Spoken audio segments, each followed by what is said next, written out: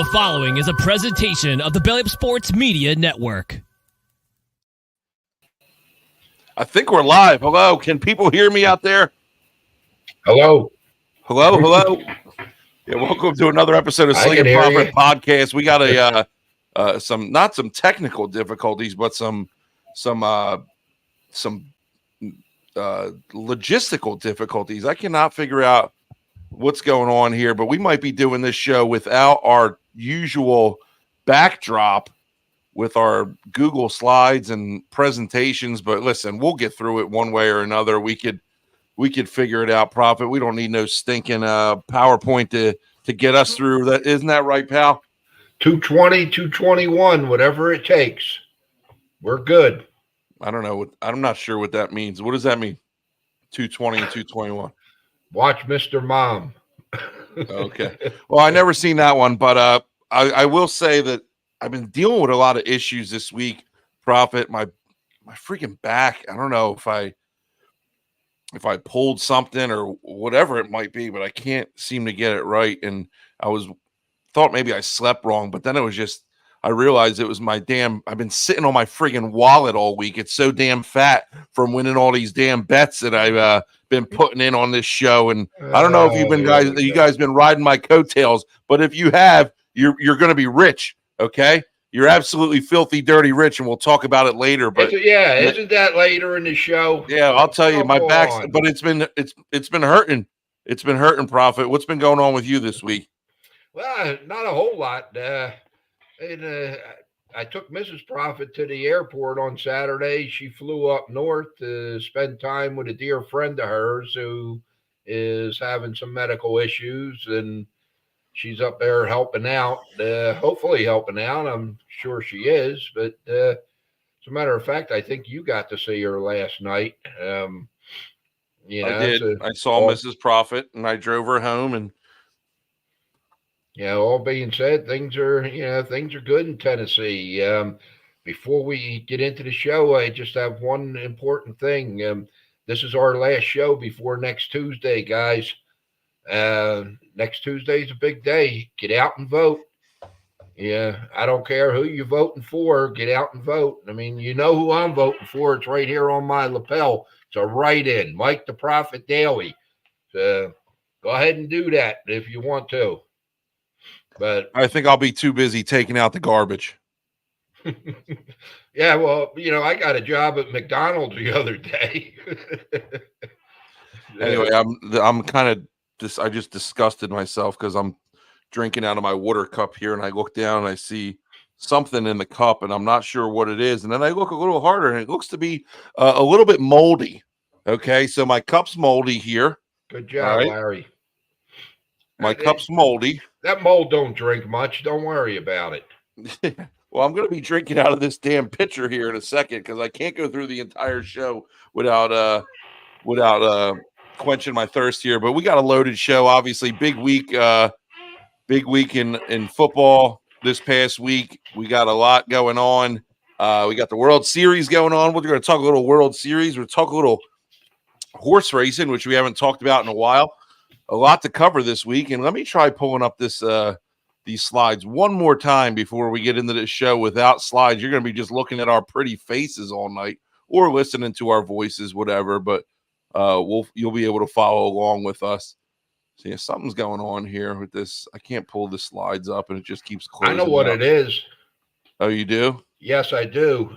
For the first time ever in any of the podcasts, I don't have a tank top on. I actually wore my Poppy shirt tonight in honor of Grandchild Day. Is it Grandchild Day? Yeah, it was some day this year. Larry, I do need a PA for a new cup. Hey, little one. Put the bottle down. Go get me a damn glass. That's my 1-year-old. He's just looking at me like, what? I don't know. Anyway, the slides aren't working, so we're going to dive into it. You guys know how it works, man. We get into our What's Happening segment. We talk about what's going on during the week of football, the world, and sports. And the first thing that we're going to talk about is a big story coming out of Indianapolis. Prophet Anthony Richardson, high draft pick for the Indianapolis Colts shows flashes of greatness sometimes. Most of the time he doesn't, though. He is going to be riding the pine for at least the foreseeable future. Joe Flacco's coming in to take over as a starting quarterback. What do you think about this move? Do you think it's going to propel the Colts into contention here down the stretch, or do you think it's maybe just a back seat for Richardson for a little bit to kind of catch his breath back a little bit? I know he took some heat for apparently he took himself out of the game during the game last week. There was no medical injury designation, but he came off the field. He said he needed a couple plays. I can't remember the last time I've seen that, especially from the quarterback position. Not from a quarterback. Himself out of the game. But what do you make of this move? And listen, Flacco's proven that he can get it done. He did it last year in Cleveland. You think he got the same magic in him this year, or what? I don't know, Sling. I mean, he is another year older, and he doesn't have the offensive line, that Cleveland had, that he had in front of him in Cleveland. But I'm more curious as to what the thought process here was in, the front office. I mean, are they coming to the realization of what I've been saying for 2 years, that they made a mistake with this draft pick? Are they just trying to give him some time to, like you said, catch his breath? I'm not 100% sure, but right now, anyhow, Indianapolis has a better chance of winning with Flacco in there, I do believe. And I don't know that, obviously moving forward, we'll find out what their thought process is with Richardson. But, it's kind of ironic that, the number 1 draft pick last year and the number 5 draft pick quarterbacks, both get starting jobs and both get benched in their second year because they're not producing. Who just got Spencer Rattler just got benched this week too, and who they signed Desmond Ritter. Yeah, no, somebody signed Desmond Ritter. Somebody signed Ritter. Hayner, I think, is playing. Yeah, who the hell signed Desmond Ritter? Man, I can't remember. But listen, we talk about it all the time, the overvaluation of quarterbacks and stuff like that. Yeah, I mean, I just see that happening here with Richardson too. I think Flacco is going to be efficient enough to get the job done. If nothing else, he can get the ball out fast and make good decisions. So, be curious to see how this plays out down the road. But like you said, what are the long-term effects on Richardson as a player, and the organization here? So there you go, Larry. Thanks for getting me. He signed with the Raiders. The Raiders are none too happy with their quarterback situation right now, Minshew or I guess O'Connell. Yeah, I hear you. All right, we get it. We're moving on to the. I keep on going to click the next slide, but I can't do it. We're going on to the next slide here. Deontay Johnson traded to Baltimore. Hey, is this a good move for the Ravens? What the Ravens obviously have a running game. Okay.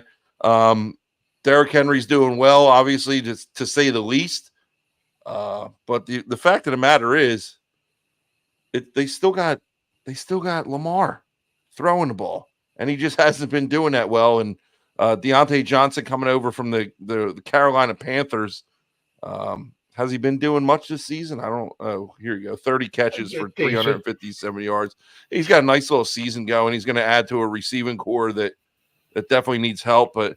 Do you think that this is the move that puts Lamar and the Ravens over the top? I don't know if I mean, you're sitting at 5-3 right now, coming off a bad loss to the Browns. I guess they needed something to ignite them, but is it really going to be Deontay Johnson?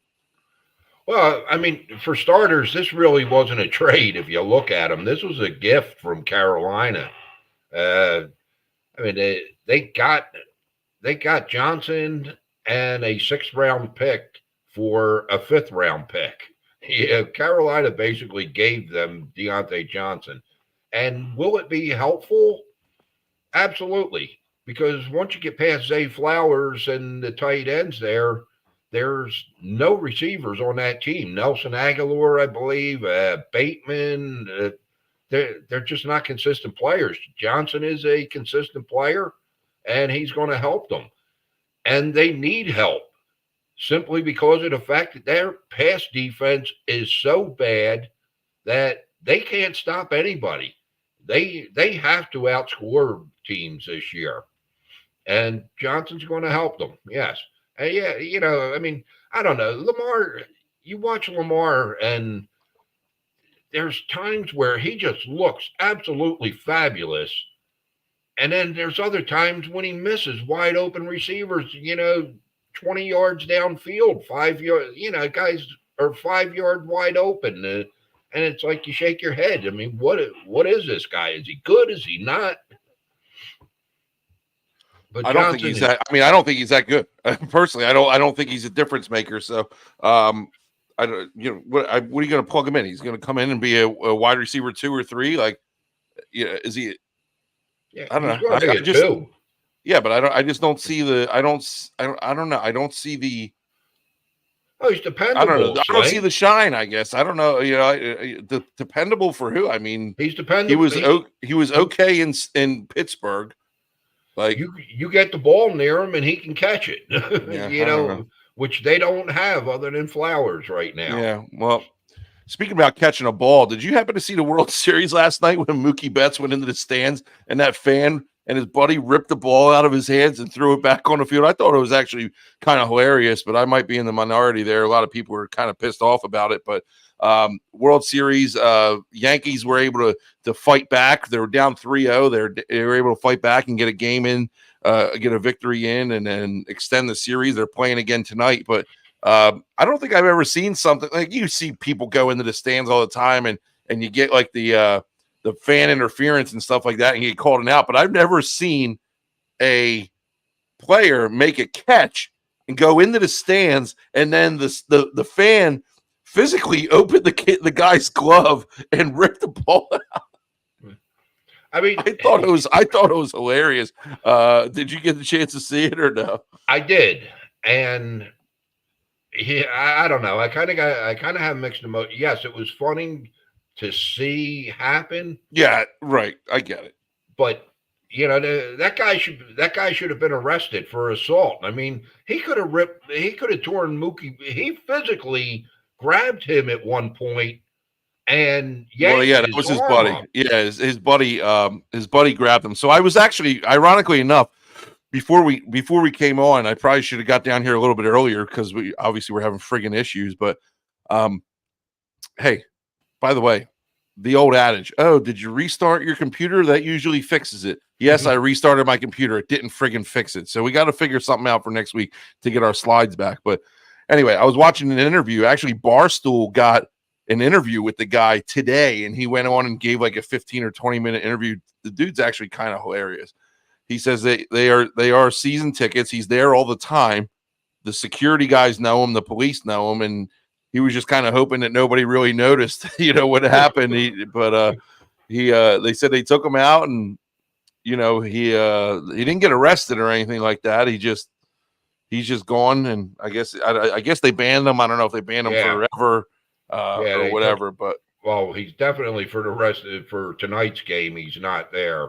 But yeah, he was saying that he's been sitting in those same seats for every Yankees playoff game since 2011. So he was actually a pretty funny dude. He's typical Yankees fan. I mean, my thought is that the guy, when it was a bang thing, and I'm thinking that the guy probably didn't mean any malice with what he was doing.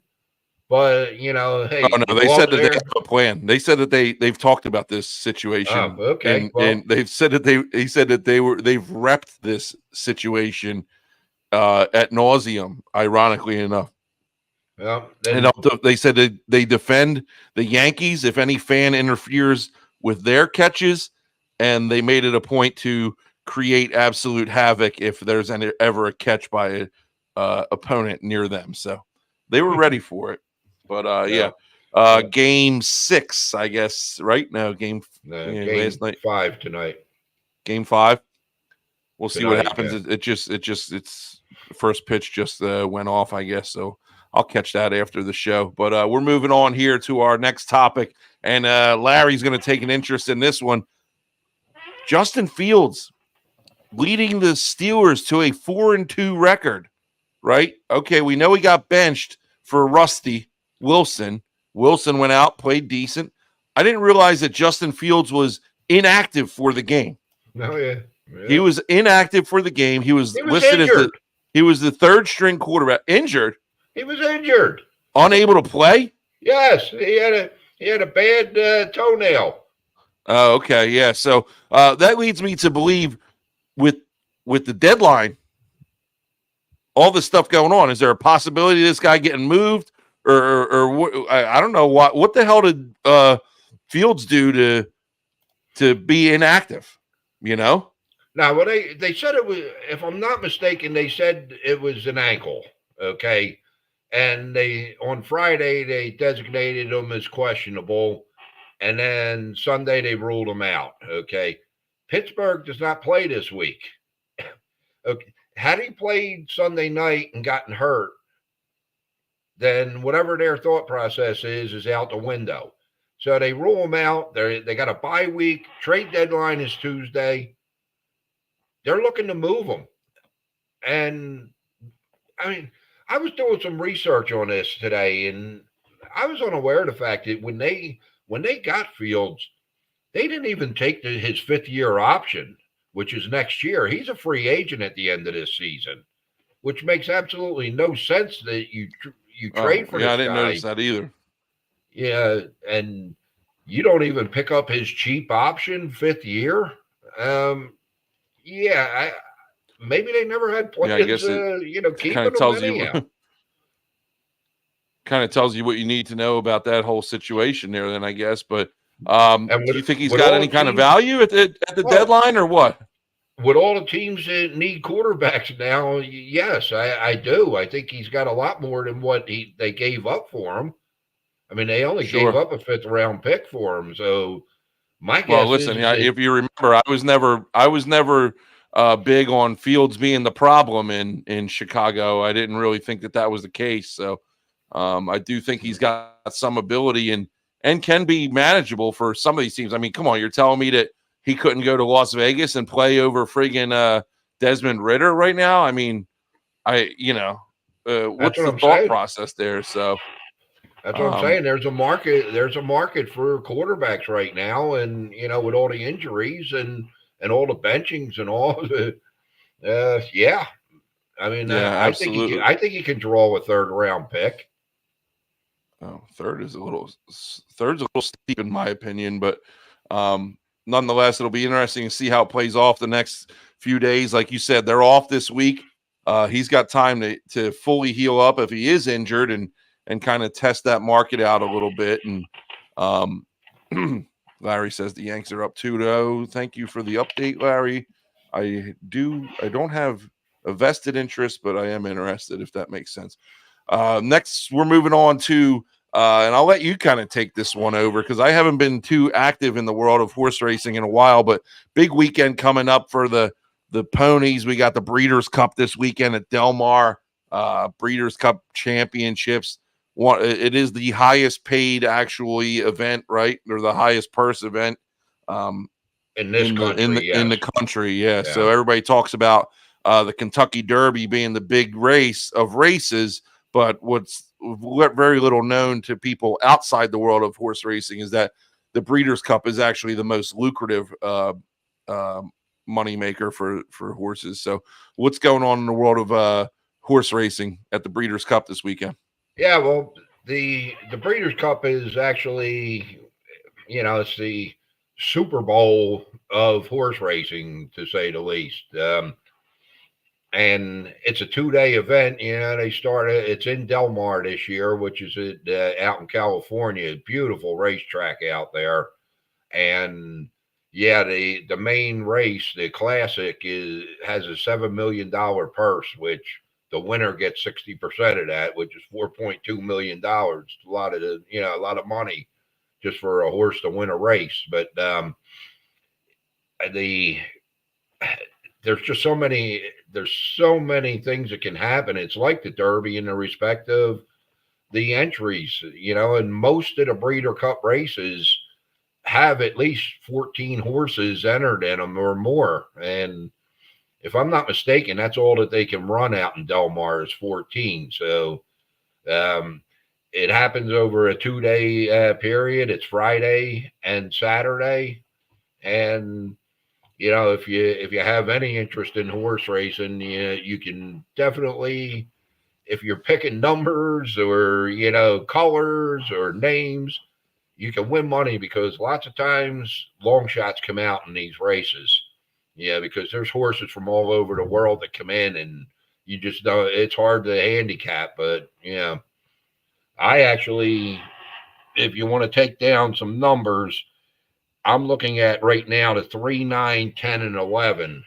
And I actually like a 30-1 shot, which is the 10 horse, Tappet Trice. It's a Todd Pletcher horse. Pletcher, obviously, anybody that knows horse racing, Pletcher's one of the top trainers in the country. But yeah, 3, 9, 10, and 11. And obviously that could change because if there's bad weather out there, which there normally isn't in Southern California, a wet track changes everything. Yeah. Well, if anybody has any questions regarding plays, obviously Proffet is always open to those emails. So if you got any questions regarding the Breeders' Cup this weekend, you want any inside, maybe not inside, but you want any expert tips on who you should bet on or who you should go after, definitely shoot Proffet a message there, and he'll be sure to help you out as best as he can. Moving forward here, we're going to take a look at our Advanced Sports Weekly Pick'em Pool leaderboard, and this thing just gets crazier by the week. Proffet, and as expected, as the season rolls on, we got movement all over the place. All right, we got a new leader at top of the leaderboard in number 1 spot. We had 2 people tied again for the top spot, or I'm sorry, three players tied this week for the week 8 results. Had to be determined by a tiebreaker, and one of our players, Rich P, hit the exact total score or the total points right on the head, so he was able to win the tiebreaker with a 12-4 record. So week 8 results, Rich comes in first. Well, Rich comes in first place with a 12-4 record. Johnny H, who was just checking in a couple seconds ago, Johnny H coming in with a 12-4 record, and Mighty Pound Cake. I don't know who you are, Mighty Pound Cake, but thanks for playing. Mighty Pound Cake is our new leader in the clubhouse year to date with an 82-41 record. Mighty Pound Cake comes in with a 12-4 record on the week. Peebler comes in 11-5. Farm Ball Sports 11-5. Farm Ball has been having a nice little couple weeks. I don't know who that is either, but they've been having a nice few weeks here, so we appreciate you continuing to play. Big Will also comes in 11-5. Frankie 10-6. My boy Greg at 10-6. Griffin Mom, Mrs. Peebler comes in at 10-6. Radomir, who was the leader for numerous weeks, comes in at 10-6, rounding out the top 7 there. Did you say Frankie was 10-6? Yeah. Hey, great job, Frankie. Who's that? Mrs. Proffet? There you go. Good job. So our year-to-date leaderboard, we got Mighty Pound Cake in first. We got Big Will moving into the second spot. Well, we got 5 players tied for second here. We got Big Will, Farm Ball, Peebler, Radomir, and Talon J, all tied for second place with 81 points, and our leader only has 82 points. Then we go down to DF, Johnny H, tied for 7th, but technically they're just in 3rd place with 79 points. So the leaders are only 2 or 3 points away here. It's really anybody's ball game. It's exciting to see from week to week the changes that are going on. Again, keep playing. You never know what could happen. You never know who could fall off. If somebody misses a week because they go out and party too hard on Saturday night and they forget to get their picks in, man, you can make that spot up like that. So make sure you keep playing. You're going to win a $100 Visa gift card, and you're going to win a $300 service package from Advanced Sports. That's our weekly pick 'em pool. Keep playing, keep grinding it out. Good job to all of our players this week. Hey, Sling, you said that they got to put tiebreakers in on a weekly basis. I don't know. It looks like it. Yeah. Well, I mean, every tiebreak, at the bottom of the picks, it says for a tiebreaker, put in the total points of the Monday night game. Okay. Well, so in reality, then that probably doesn't mean a whole lot until the final week of the season. So, how about I make it mean something more on a weekly basis, possibly? And I know 4 people have went undefeated already this year, but you go undefeated any week from here on out, and you'll get a $25 gift card from me personally. But you got to have your tiebreaker in, because I'm not going to do it for 3 people like happened a couple of weeks ago. So whoever comes in first place, if they're undefeated. So you're saying if we got 4 players undefeated and they all have different total points for the game, whoever comes in first place will get the $25 gift card. That is correct. So that's a fun little game inside of a game, because listen, now we're offering more incentive for players who might not be in it, so to speak, for the year-end prize.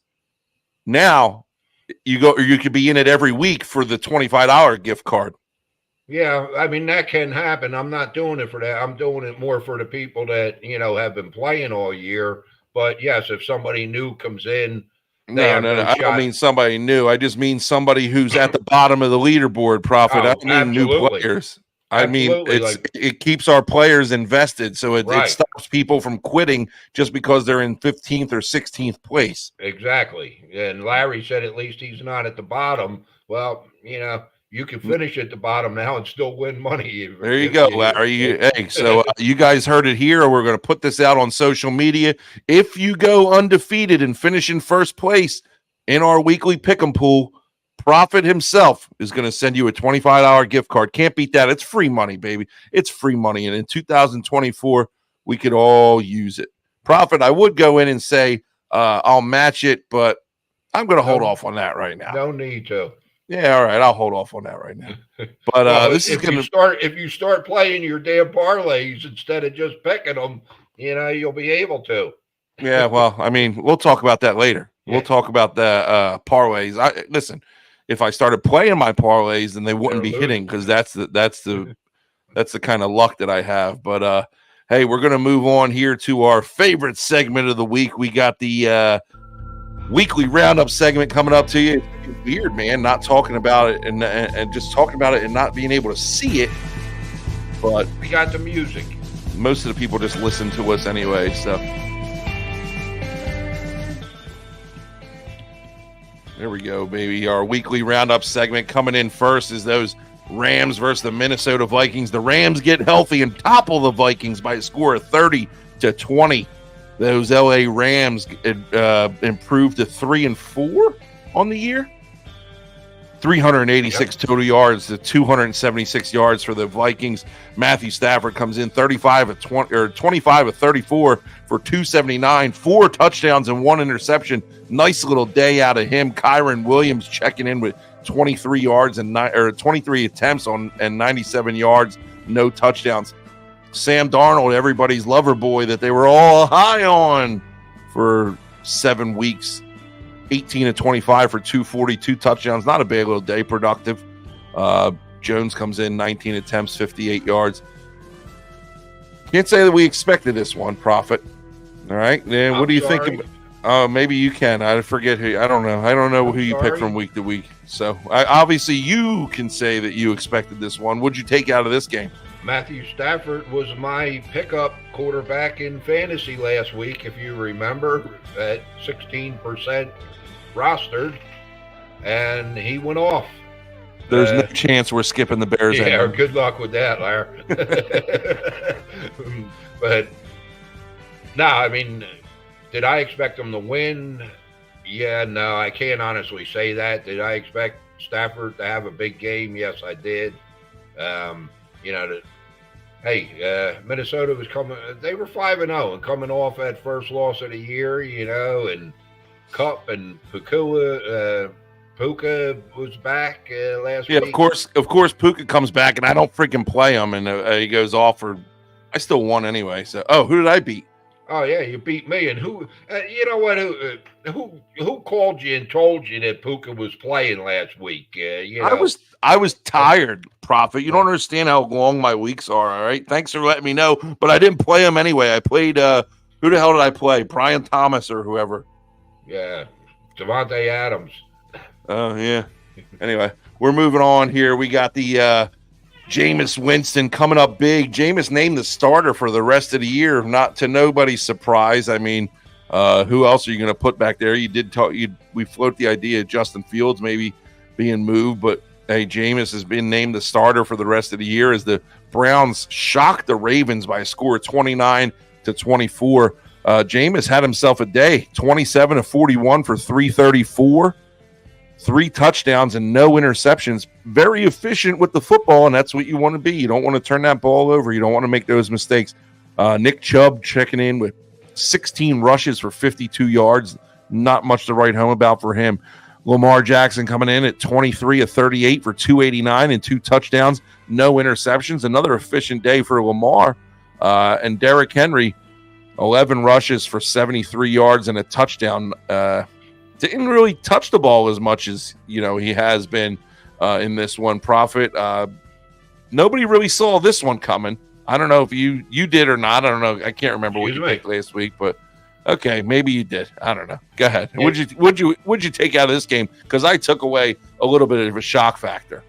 If you remember the start quarterback, remember that's why the start quarterback that I gave out last week was Jameis Winston. If you have him on your roster, get him in your lineup.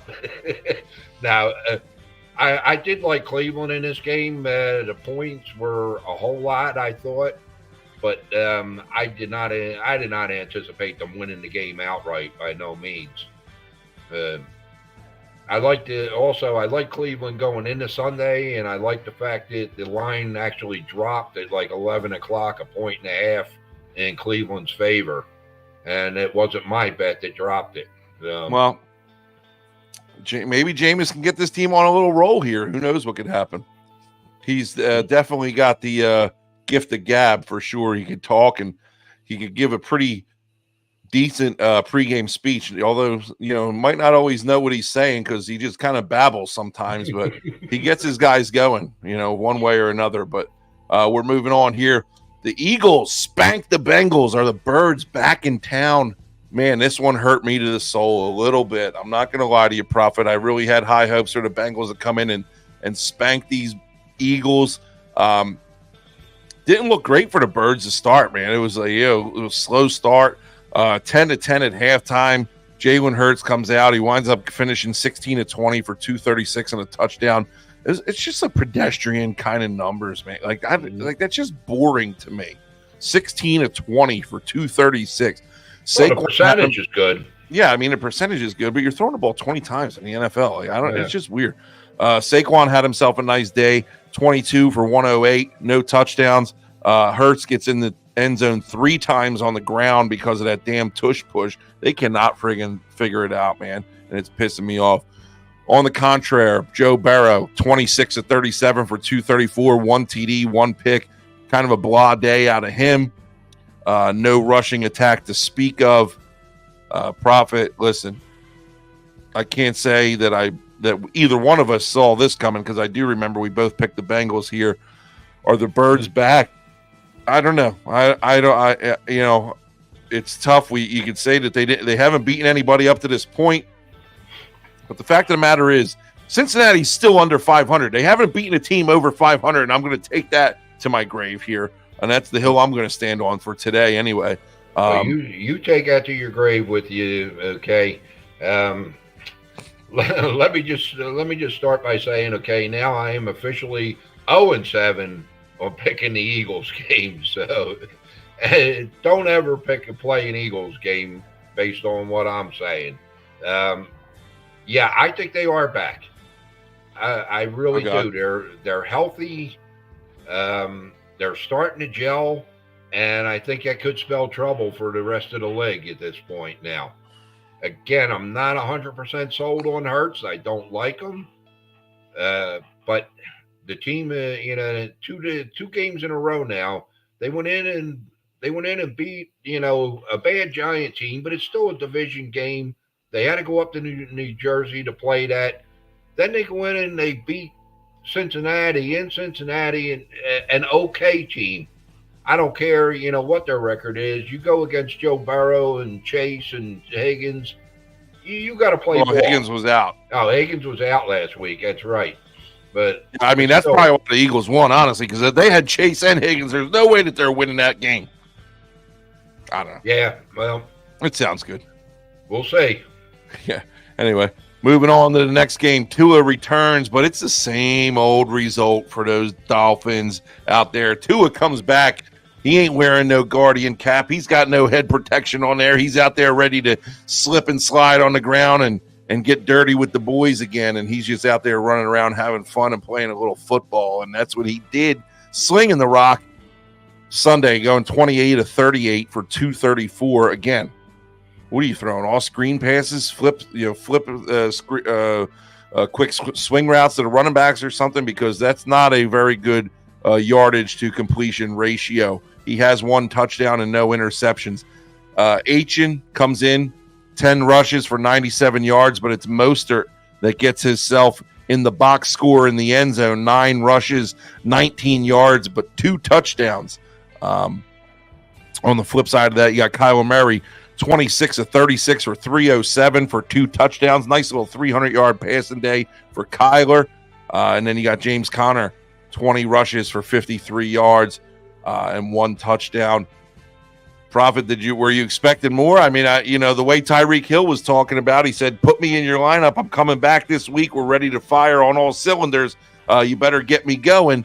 Well, buddy, you weren't firing on all cylinders. You were maybe more like a 79 Chevy that needs a little body work, because you didn't get it done on the field like you said you were going to. Are you surprised by it or no?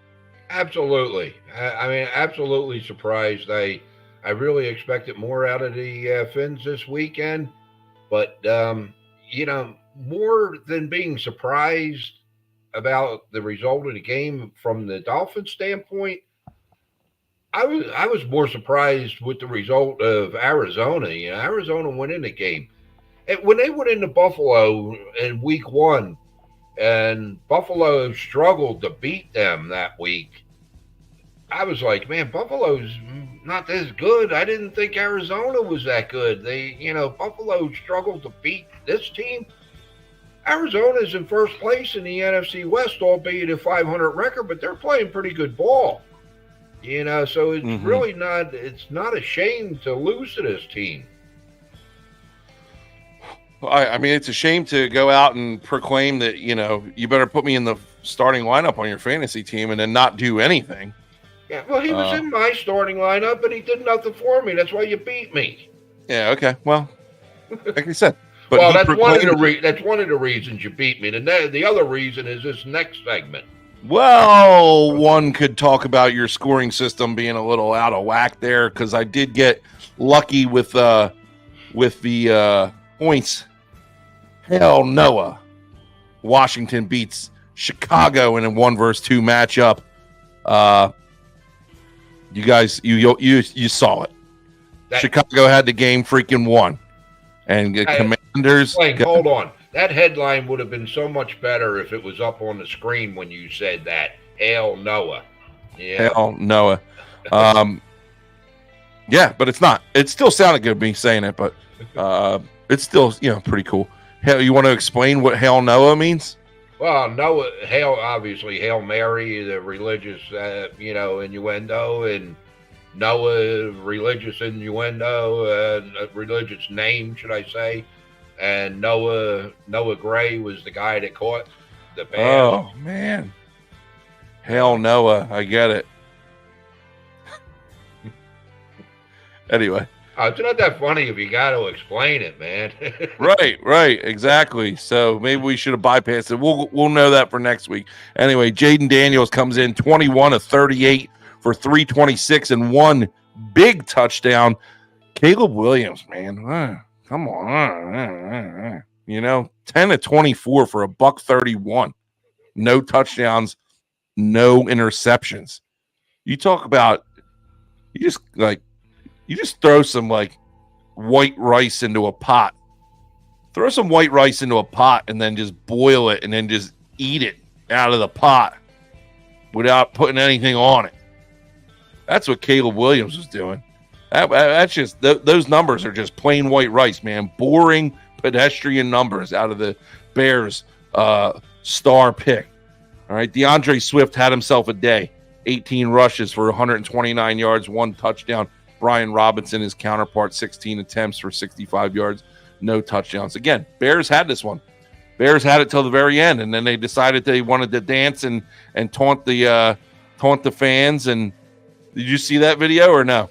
Yeah, I saw it. Bears defensive back was taunting the fans, and then he realized that the Commanders' wide receivers were halfway down the field and then ran over, and he was the one who tipped the ball up and put it right into Noah's hands. So quite the finish there for the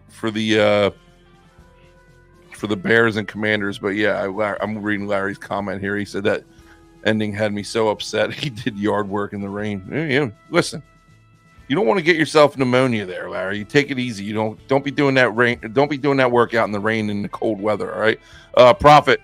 What'd you think about this game? Other than it was the nail in the coffin for our fantasy game that gave me like 30 points for one play.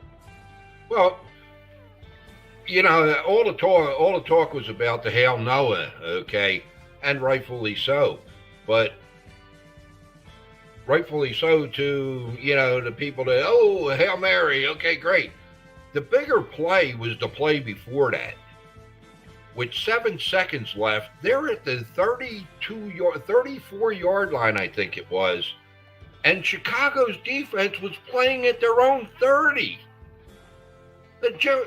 Daniels is not throwing a Hail Mary from his own 25-yard line. Mm-hmm. They let the receiver from Washington run up towards midfield, catch the ball, and run right out of bounds. Nobody was around them. Gives them the chance to make that play.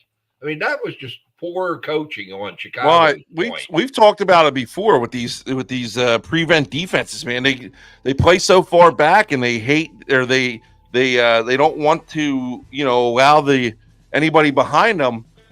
But you let everybody in front of you, and it's so easy to get down the field anymore. You see it all the time. A team gets the ball back, and they're down 4 or 3 points, and they got 30 seconds, and you're like, well, they're not out of it because they're going to march right down the field because they allow them to.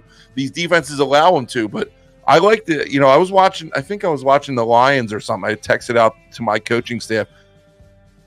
The Lions were in one of those situations where they were in a prevent, and they had 5 defensive backs back deep, but they brought 6 on the offensive or on the defensive line and put pressure on the quarterback and made him get rid of the ball fast.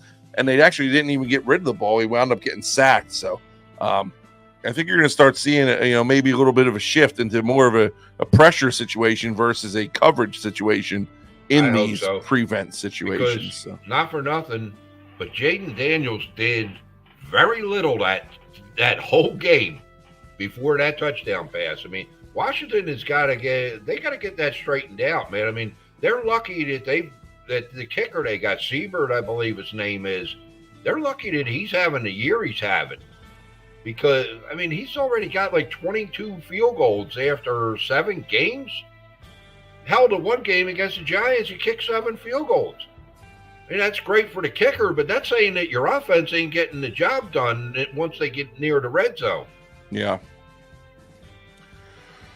It's great if you have them on your fantasy team, too. Yeah, sure. I don't. If you got them on your lineup, or if you got them on your team, get them in your lineup. You know what I'm saying? But that's going to wrap it up for another weekly roundup segment. As always, the fastest few minutes in sports and football, anyway, that we wrap up the week that was week 8 we're already moving on week 9, halfway through the season, Prophet. Yeah. You know, I'm done my season on Saturday. Saturday's my last game, so this is the earliest I think I've been done football in years. So I'm actually kind of, looking forward a little bit to being able to catch the second half of the season. I know college ends a little bit earlier, so they're winding down, but they still got, big time FBS schools got another month or so. So I get to catch that for 4 more Saturdays, but looking forward to it. And, we'll see what happens here. But we're going to move on to our games of the week segment. Some big ones this week. Well, there's definitely a couple of big ones. A couple of big ones. Let's talk about them. First up, we got the Denver Broncos facing the Baltimore Ravens. Why did I click on the Buccaneers? I didn't want to click on the Buccaneers. I'm clicking on the Broncos. Broncos, didn't they got a big win this week, didn't they? Not a big win, but yeah, they had a win.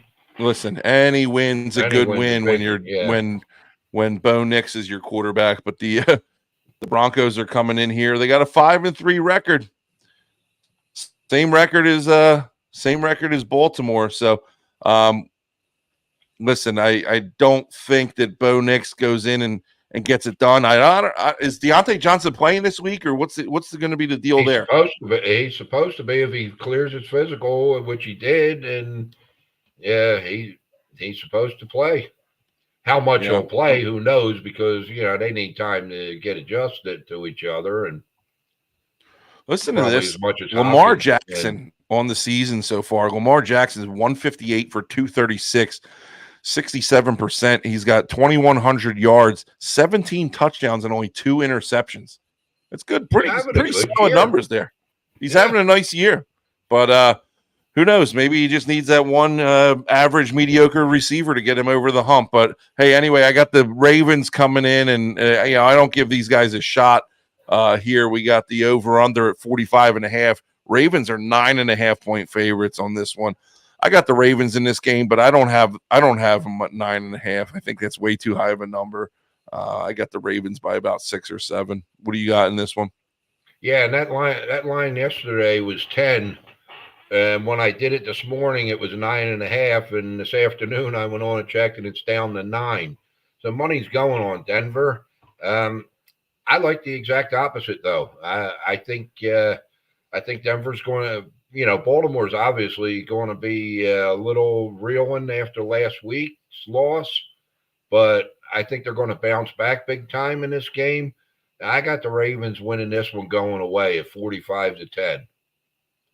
Little bounce back, little pissed off game for the Ravens coming out and letting people know that, hey, we're not going anywhere. You see, the problem with Baltimore, and I touched on it earlier, is their pass defense.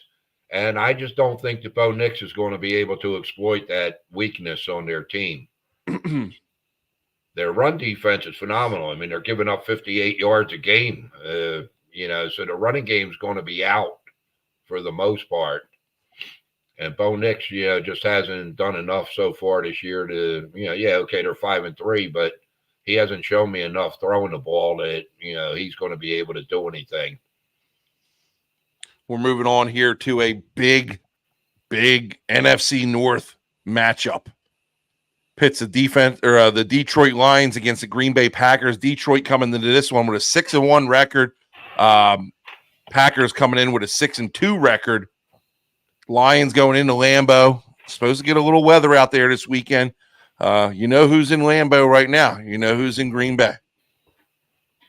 Lot of big doings out there. Trash man himself, Mr. GJT, is out there pumping up the crowd in Green Bay, getting them ready for the big game on Saturday.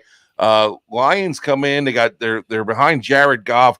Goff has got 13 touchdowns and 4 interceptions on the year compared to Jordan Love, who comes in 15 touchdowns and 9 picks. Not doing a great job protecting that football there, Mr. Love. Throws his touchdowns, but, man, he throws a lot of interceptions too. Willis played a little bit last week. When I turned it on, I saw Malik Willis playing. Oh, Love may not play this week. Oh, is he? Is he out? He's questionable right now with a groin injury. Got you. So it's really Yeah. tough at this point. Always interesting. Good. Unless you like Detroit with Love in there, it's tough to pick this game. Always interesting to see which head of the two-headed monster is going to get the carry or the workload this week for Detroit. David Montgomery or Jahmyr Gibbs. Listen to this. Montgomery has 93 carries for 415 yards, 7 touchdowns. Jahmyr Gibbs has got 92 carries for 591 yards and 6 touchdowns. All right. So you talk about guys who are both capable of getting the job done. These guys can get it done. I was going with the Lions before I should have known about that, but I'm rushing around. It's a busy week for me. I got Halloween tomorrow. I got to dress up like a freaking vampire. You know how tough it is to get a costume that fits my ass? It ain't easy. I didn't have time to study. All right. But I got the Lions in this one. We got an over under of 48.5. The Lions 3.5-point favorites. I think the Lions are going to cover this. I got the Lions going away in this one. Who do you got? Yeah, I think the game is going to be close. If Love plays, Green Bay's on a 4-game winning streak. Detroit's on a 5-game winning streak right now. Green Bay is just getting by. Detroit is blowing teams out, man. I like the Lions. If Love plays, I like them by a touchdown. I got them 34-27. But if Love doesn't play, I can see that game being 34-10, 34-13. Damn. Blowout city in Green Bay on their home turf, you say? Yeah, well, I just don't think Malik, is capable of going up and down the field. Well, we said that before, and he got the job done early in the season, so don't count him out there, Prophet. Remember this. Oh, he yeah, went 3-1 or 2-2. He won, but he won 1-2, 1-1. I think he went. Yeah. But he only missed one game or 3. Yeah, with the bye that they had also. Yeah. Gotcha. Well, we're moving on to the next one. We'll see what happens in Green Bay. Next game brings us the Chicago Bears at those Arizona Cardinals. Over under set at 44.5 on this one. Arizona is a 1.5-point favorite here. Arizona with a 4-4 record. Bears coming into this one with a 4-3 record. Superstar Caleb Williams has been more like a maybe a dud firecracker the last couple of weeks. 9 touchdowns of 5 picks, 140 for 223 for 1,400 yards. Just like I said, not great numbers to write home about. DeAndre Swift having a nice little resurgent year. 109 carries for 454 yards and 4 touchdowns so far on the campaign. We got Kyler Murray checking in, having himself a nice little year. 1,700 yards passing, 11 touchdowns to 3 interceptions. And James Conner coming in with 560 yards of rushing and 4 touchdowns. Listen, I think that this is the week where Arizona kind of starts, finding their groove here a little bit. All right, they got 2 in a row here. They beat a Miami team last week. That's, they maybe weren't expecting to win that one. I think Arizona is going to keep it rolling here. Listen, I think Caleb's got to change something. The Bears have got to change something to be a little bit more effective. And who I want to see in the mix a little bit more is the receiver, Adunze. I just feel like he hasn't been. What's that? He's not doing a whole lot yet. Yeah, he's got. I'm looking here. He's only got 20 receptions on 37 targets. He's got 287 yards and a touchdown. Listen, I'll tell you right now. Oh boy. I was a Cole Kmet touchdown away from a friggin' 500-point or a $500 touchdown parlay last week. Pissed me off. He didn't even get a touch until like the third quarter. Anyway, I got the Cardinals in this one. The line's 1.5. I got them covering for sure. What do you got? Just to go back to Odunze for a second, the stats you just threw up tells the story. Okay, 20 for 287. He's, I mean, he's got a nice average catching the ball. He's more of a long ball threat, and Chicago just their offensive line, just can't give Williams the time to see if he can throw the ball deep. I mean, other than the Jacksonville game, their O line has done nothing all year. Right. And last week I said it, Chicago going into Washington, they still haven't won on the road. They lost last week in Washington. They're going into Arizona. They still haven't won on the road. I'm taking Arizona in this one, and I got it. I got it at 21-17. 21-17 Arizona. We'll see what happens. I mean, Chicago, Larry says Kyler's been distracted. Call of Duty came out. That's why. Did it come out? I've been hearing about it. I might get myself a little. I might spoil myself and get myself a little PlayStation because we finally got our coaching checks this week. So maybe I'll get the new college football game that came out and finally be able to play it now that the season's over. I'll have a little bit more time to play video games. And I think I'll have time. And then I realize I have a 16-year-old daughter who plays club soccer, and I have a 4-year-old kid and a 1.5-year-old, and I should just probably not buy the PlayStation. But now I'm airing out my grievances on the air here. But save your money for gas.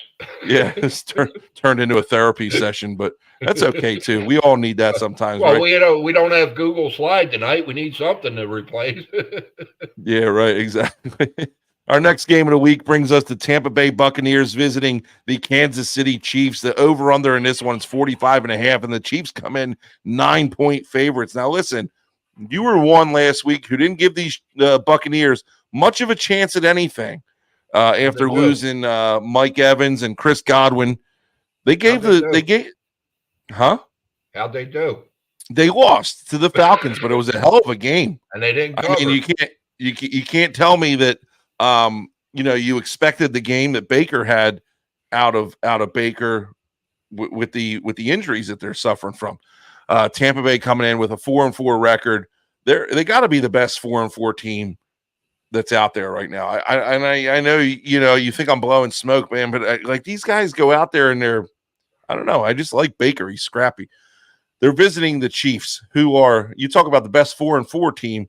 The Chiefs might be the worst 7-0 team that I can remember. They barely squeaked by they barely squeaked by Vegas this week, 27-20.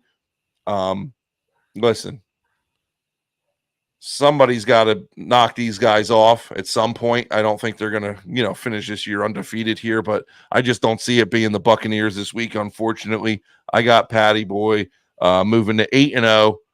And I think did they already have their bye week, or do they have that coming up? No. Yes. Yeah, they had. They already had it week 6. Yeah. So Tampa Bay, you go Tampa Bay here for the Chiefs. You go Tampa Bay, Denver, Buffalo, Carolina, Vegas, Chargers, Cleveland, and then you go to Houston, Pittsburgh, Denver. Like, it's not a terrible schedule that they got coming up. I got the Chiefs in this one. Yeah, and I was impressed with the way Tampa Bay played, especially Baker last week. My 420 system, called for a low scoring game in that one, and I backed off of that on Sunday. I mean, we still take the loss on the show, but I put it out on Sunday. Man, that line moved 2.5 points on the over Sunday morning at 11 o'clock. And I let everybody know not to play the over in that one. There was something going on there. Somebody knew something. Not to play the under. Not to play the under. I'm sorry. Yeah. And, but yeah, Tampa Bay, they went out like lots of teams do when they lose star players the week after. They go out and they, play as a team, and they play well. And Tampa Bay played well, just couldn't get the job done. Now they got to go into Kansas City on Monday night against a 7-0. Yeah, maybe the worst 7-0, one of the worst 7-0 teams ever. But they're 7-0, and they got Patrick Mahomes. So I don't see Tampa Bay winning this one. I think KC covers 27-14. Well, we agree there. I don't know if they cover, but we do agree on the Chiefs taking it to the Buccaneers, and Baker Mayfield's going to have to go back to Tampa Bay and try and regroup and try and rally the troops, because he is a leader and they want to rally around him. And, they got the ability to get it done down there in Tampa Bay, whether you think so or not. But that's going to bring us up to the Jug Handle Inn game of the week. Jug Handle Inn located on Route 73 in Cinnamints, and they got them big old juicy, crunchy chicken wings. They are delicious. And now that I got a little jingle in my pocket, I'm definitely going to make it a point to get up there and give those guys a visit. Jug Handle Inn game of the week. Take Mrs. Proffet with you. Yeah, she's up for a few little while, so maybe we'll make a day out of that and get up to the Jug and get some of those juicy, delicious chicken wings. Jug Handle Inn game of the week this week pits the Jacksonville Jaguars visiting these Philadelphia Eagles, coming off a big win here in Cincinnati. Eagles come in 7.5-point favorites to the Jaguars. Over under set at 46 on this one. Jaguars, they came back from a 2-week stint in London. They put up a nice little fight here against Green Bay. Still came out on the losing end. Dougie P could be playing for his job here. All right, could be coaching for his job. Coming back into Philly, where I think he's going to get a pretty decent ovation. How can you not, man? You won a Super Bowl with the team, and then they kick you to the curb like you're a bad habit. But that's the way Philadelphia works, because they're scumbags. But listen, Jaguars come in to the Eagles' house. 4:00 game on CBS. Fans are going to have more time to get rowdy. I got to be smart here. I'm going with the Jaguars. Give me the Jaguars, 24-21. Doug Peterson shoves it up everybody's rear end and comes back in Philly and takes his damn Super Bowl friggin' ring with him. I got the Jaguars 24-21 in this game. Well, I don't know. I don't know about that one. I don't even know if Jacksonville's going to have a team come Sunday. Yeah, they're going to have a fire sale after this game. That's for sure. It already started. Trevor Lawrence isn't real happy. I mean, he lost his left tackle yesterday. They traded their starting left tackle Robinson to Minnesota because Minnesota lost their starting left tackle last week. So, they've already given up on this season. And Philadelphia, like I said, I think the Eagles are starting to put it together now, and I think they're going to win this one, pretty easy, 30-17. Hey, listen, like my boy Zach Bryan says, even though I'm not a big Zach Bryan fan because he's just come back too, the devil can scrap, but the Lord has won. And Doug Peterson is going to come out on Sunday on top and show little boy Nick how a true professional handles himself in a winning damn ball game. That's what's going to happen on Sunday. Well, I prefaced everything earlier, man. I'm 0-7 when playing on the Eagles, whether against them or for them. So, in all likelihood, Jacksonville's going to win this game. There you go. The Jug Handling game of the week. The Jaguars, and again, against the Eagles. Make sure if you got nothing going on Sunday, you get over to the Jug. Check out the game. They got nice cold beer, good soda for you guys who aren't drinkers, and delicious, delicious food. Don't forget about them juicy chicken wings. Jug Handling got wings. Wraps it up for our game of the week segment. Prophet, let's see. I went 5-0 again last week, I think, right? You were 4-1. 4-1. How about it? I'm close, man. I'll tell you what, as the years go on, the weeks go on, I just get smarter and smarter with these picks and these bets and stuff like that. So it's curious to see, who's going to take over as the real prophet here soon. But we're gonna take a visit here to Prophet's fantasy headquarters. One thing that you can do that I can is give a pretty good prediction on a fantasy football lineup. So go ahead and take over and give everybody your starts and sits and pickups. Yeah, last week, last week you're only as good as your last game, they say, right? Last week with the fantasy was pretty damn good. Yeah, the only real dud that I had was Judy. I mean, somebody had to catch Winston's passes. I figured it was him, not Cedric Tillman. But at any rate, that was then, and this is now. Okay, guys, we're going to start off with the starts. And I don't play no brainers, but this one I don't think is considered can actually be considered a no brainer the way he's playing this year. Um, Patrick Mahomes. If you got him on your roster, get him in your lineup this week going against Tampa Bay. He's had a week to gel with Hopkins. I mean, I think he should be good for 2 and probably 250. At running back, Chuba Hubbard. Gotta say it. Going against New Orleans, you got him on your roster. You get him in your lineup this week. You'll be happy. And I got him on a couple rosters and haven't been playing them. So maybe I'll take your advice this week, although I am in dead last in my family league. and this Kaylee took her first loss this week, by the way. Did she tell you? Who? Kaylee. No. She was 7-0. She lost this week. No, she didn't let me know. Yeah.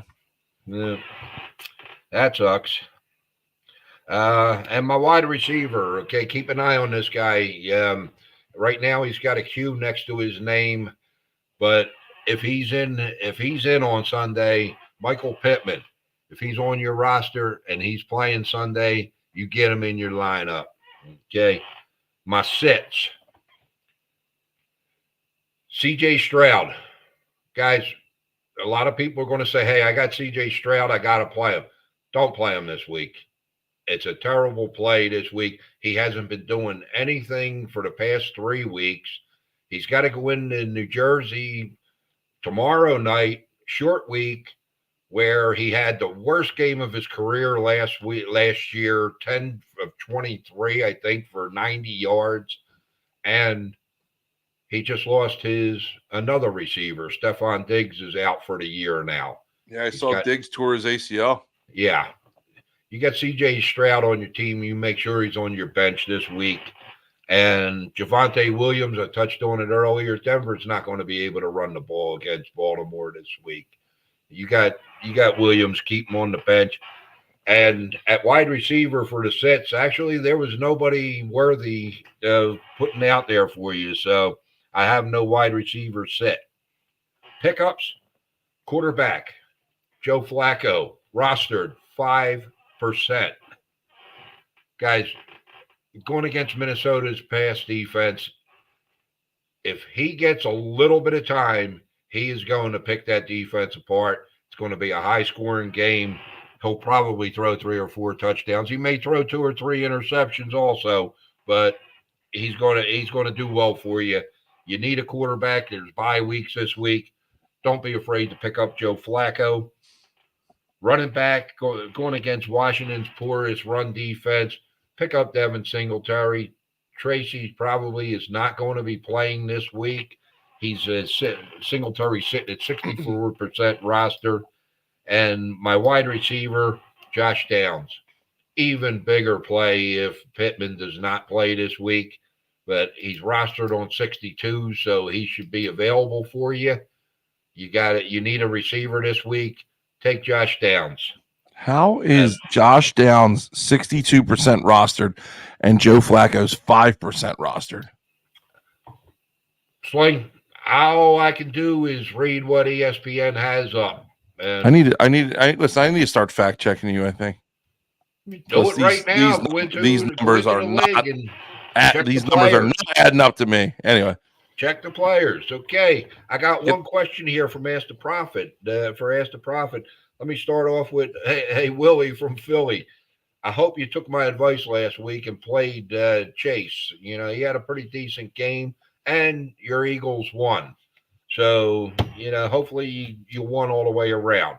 Okay. this question comes from Molly in KC, and she says, "Hey, Prophet, do you play block pools?"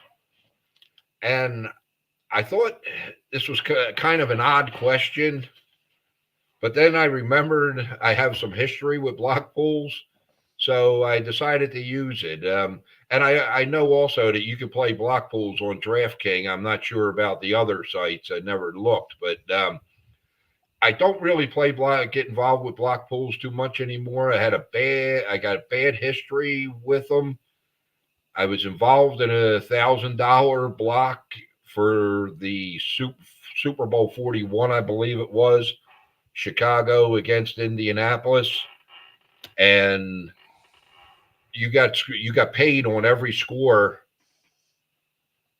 Chicago ran the opening kickoff back. It was actually me and my brother were halves on it. We had the 7-7, great numbers. Chicago ran the opening kickoff back. Peyton took them right down the field, scored a touchdown at 7-6. Adam Vinatieri, 45 for 45 on the year in extra points. And this is when they were 20 yards away, not 37. Shanked it. 7-6. We lost $7,000 and change that day. So it kind of deterred me from playing block pools anymore. But there's your answer, Molly. That's a tough beat there. Call that a bad beat. That was brutal, a brutal day. Or here's a crazy one. Just don't play in $1,000 block pools. Oh, I mean, hey, you could cost me $500. That'll wrap it up for Prophet's Fantasy Headquarters. Thanks for letting us in. We should call this next segment the Slingers Play. I don't know where I was going with that, but something about my headquarters, because this has been my friggin' segment for the past couple of weeks here. We're talking about the Sling'n Proffet plays of the week, baby. And let's recap our week last week. If you played my picks, you won some money. You definitely won some money. My first pick had Boise State -3 over UNLV. I had 150 to win 277. That one cleared by a point, I think. Right? Yeah. I don't remember. Yeah. A point and a half, I believe it was. Never a doubt. And my touchdown parlay, Kyron Williams, Laporta on tight end day, which I didn't even know, and Jamar Chase, 100 to win 787. Kyron Williams got it done on Thursday night. Laporta, I was texting you during the game. Bam, he got one, and he got called back, or he got reviewed, and they downed him on the 1 yard line. And I'm like, oh my God, I'm going to miss out on this now. And then he gets one later in the game, and Jamar Chase got one easy, 100 to win 787. I won on that one. Man, I took home over 1,000 points last week, Prophet, on 2 plays, baby. 1,000 points. Really? On 2 plays. Wow, that's great. Yeah. Your math is wrong, but okay. 787 plus 277. Oh, okay. You're talking total. I got you. Good job. Yeah, thank you. And hey, I told you good job when I saw you hit, man. I'm happy for you. I just wish you would play them. And in actuality, I wish I played them. Yeah. Now I got a little jangle in my pocket. You came in, you hit your Philadelphia Cincinnati play. You played over 47.5. You waggered 220 to bring back 420.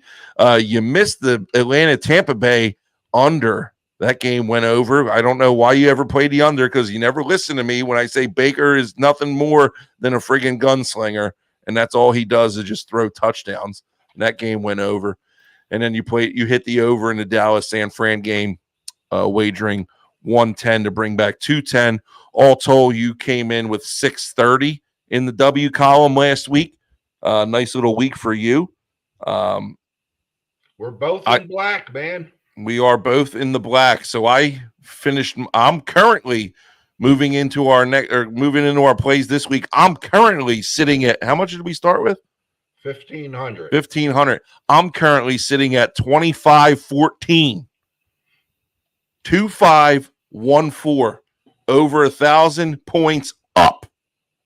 Very nice. That never happens. That's Great. legitimate too. That's legitimate, documented. All right. That's not no made up phony stuff like you said I was doing last year. I don't Yeah, like know. I I don't said know you where were that's. doing. Yeah, I don't know where that's coming from. But you're coming in. You're sitting at 17-13 for the week. We'll let you get into your own picks here in a second. But first of all, for me, when I go to college games, I don't like to play usually the big schools. I like to play the schools that are more true to form, like the Max and the Sun Belt and stuff like that. But this week, there's a line that's standing out to me and it's jumping out. And there's an old adage in betting, and it says, if it seems too good to be true, jump on it. And that's what I'm doing here. Georgia minus 16.5 over Florida. Georgia's going to absolutely annihilate these Gators. I'll tell you that right now. Georgia might win this game by 30. All right. I'm not going too heavy because the line is tricking me a little bit. I'm going 160 to bring back 305 here. And then I'm going to put out a weekly touchdown parlay. I'm just going to keep that going. This week is a three-player parlay, which is what I'm going to stick to. I got James Cook, anytime touchdown scorer, Jamar Chase with another one, and one for CeeDee Lamb. So I got Cook, Chase, and Lamb, 100 on that to bring back 468. That's my plays for the week. I stick to 2 because I can't handle 3. I like to keep it a little bit smaller, but talk to the people about what you got in your plays for the week. Yeah, as far as last week goes, unfortunately, or fortunately, my emailer profiteers, they got the other 2 plays also in the 420 system, which was the over in the Jets game and the under in the Indianapolis game. So 2 of the 3 420 systems hit, and I happened to put the wrong one up on the screen. But that's neither here nor there. That was then. This is now.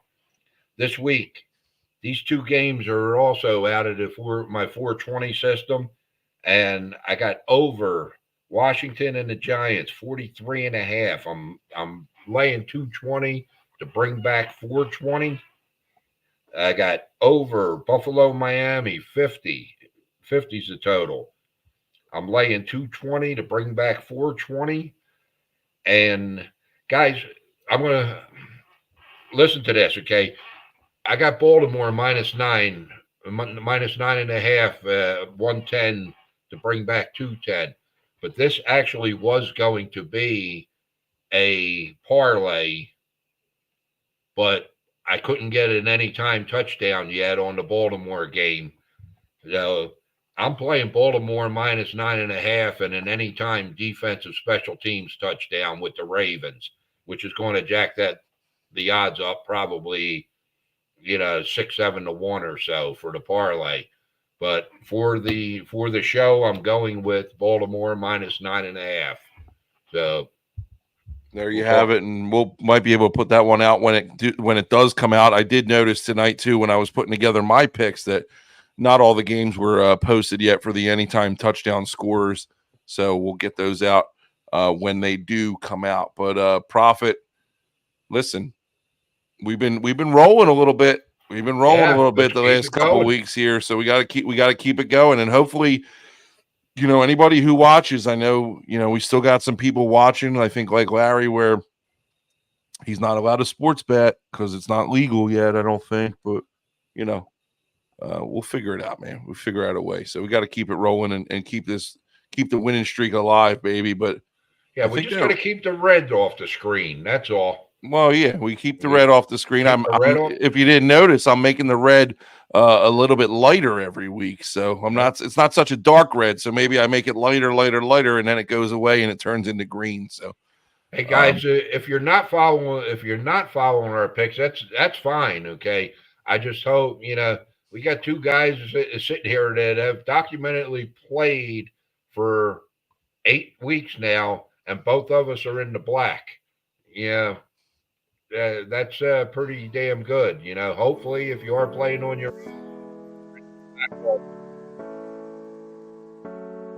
you have it, baby. We're just we're winning machines, Prophet. That's what we are. We're going to keep it up, and we're going to keep rolling. Hopefully this week, big weekend for football. Last game for me. Big weekend in the NFL. A lot of good college games as well. You got Penn State, Ohio State at 12 noon. I don't like these big noon games, but I like them being in prime time, but we will make do. But that'll wrap it up for this week of a Sling'n Proffet. We apologize for the slight logistical difficulties. I kind of liked it, though. We were just sitting here talking, and I don't know. I kind of liked being able to see our full faces, and I'm sure, the ladies viewing our podcast, they're not too mad about it either, Prophet, because we're pretty good-looking guys, if I say so myself. Yeah, and I'll second that. Yeah. Hey, that wraps up another episode of the Sling'n Proffet. Join us next week, man. Same bat time, same bat place. We'll catch you then. Thanks for tuning in, everybody. Don't forget to vote, Profiteers. We love you.